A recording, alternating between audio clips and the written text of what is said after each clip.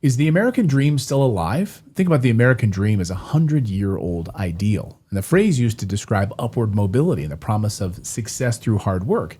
And for decades, the idea of the American dream has often gone hand in hand with homeownership. Is that still the case today? That's what we're going to talk about on today's show. So a new poll just came out. It says that the majority of Americans, 78% to be exact, don't feel financially secure today. This percentage has risen gradually over the past years, showing rising tensions across the economy. What's especially interesting is that although 70% of survey participants said they believe they have made smart financial decisions, it's not enough right now to result in comfortable or secure lifestyle. That's right. Despite doing everything right, working hard, most Americans are still living paycheck to paycheck. They're unable to save money, and their incomes are not just keeping up with their expenses. So what's behind this increasing phenomenon right now of Americans feeling less financially secure with each passing year?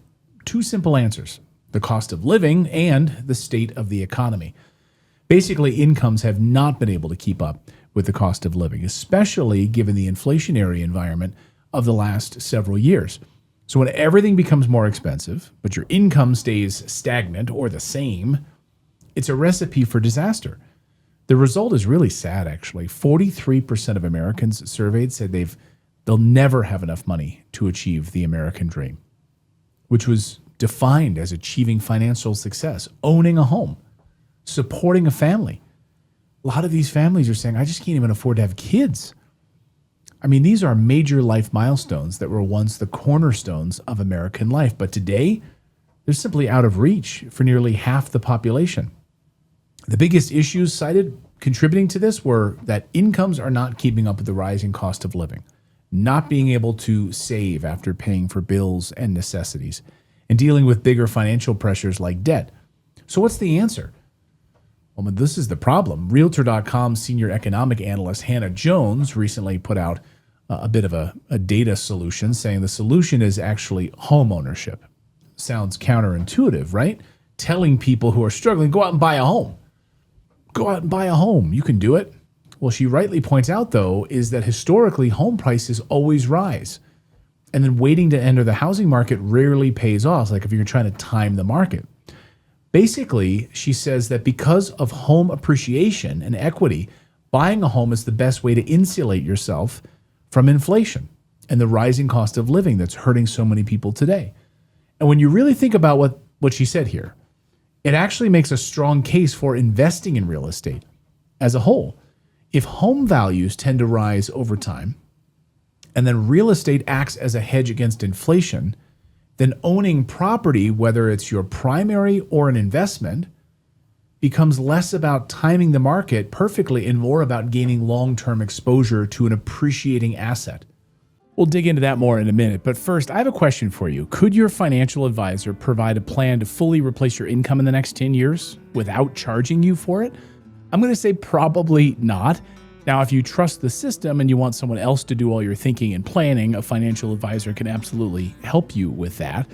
But if you want to actually build real independent wealth that's immune to the influence of Washington, Wall Street, and the latest headlines, you've got to take matters into your own hands. That's what Natalie and I did years ago, and we were able to break free from paycheck dependency in fewer than 5 years. That's right, we used buy and hold real estate to do it. And you can start earning monthly passive income through real estate investing as well. Now, if you're like us, you probably don't have a lot of time to do all the legwork involved with getting a good investment property. And that's where our partner, Sedera Wealth, can help. They've got over 20 years experience helping investors of all levels reach financial freedom through real estate investing. And their help is 100% free. They make their money buying and building properties in bulk so they can actually pass on the savings.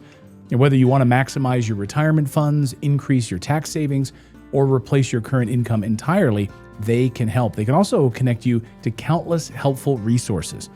Sedera Wealth's proven strategy focuses on increasing your net worth year after year. Most people need just 5 or 6 properties to replace their annual income, and many do it in just 10 years or less.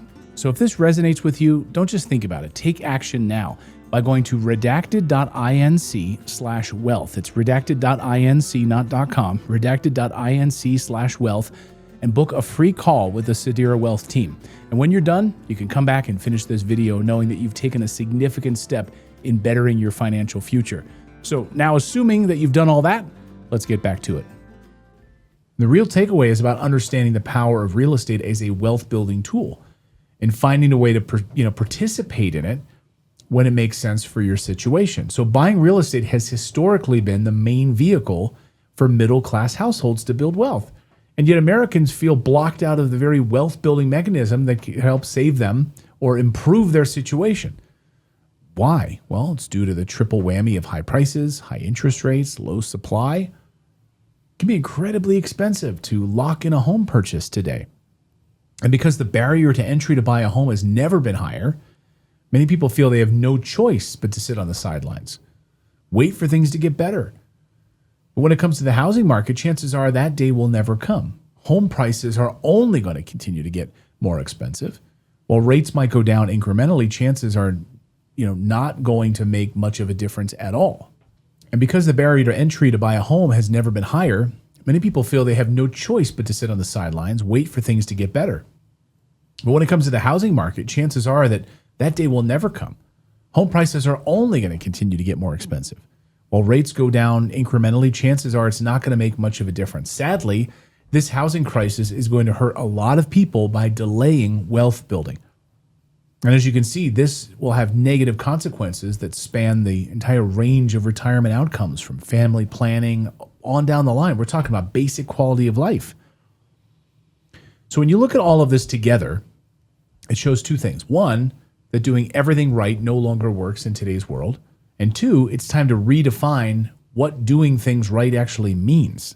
Clearly, this is a serious issue that's affecting millions of Americans. People who have set out the plan that society laid out for them. Get a job, save money, contribute to your 401k. Everything will just be fine. That roadmap just doesn't work anymore. And if you want to escape these dire outcomes, you just can't sit on your hands and hope that the market's going to improve. There's also a psychological toll that comes with all of this that often gets overlooked.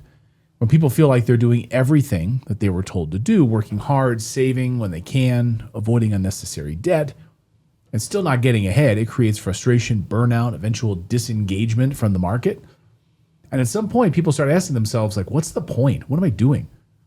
And that's a dangerous place to be, because once that belief sets in, it can stop people from taking action altogether. And that's exactly what we're seeing right now.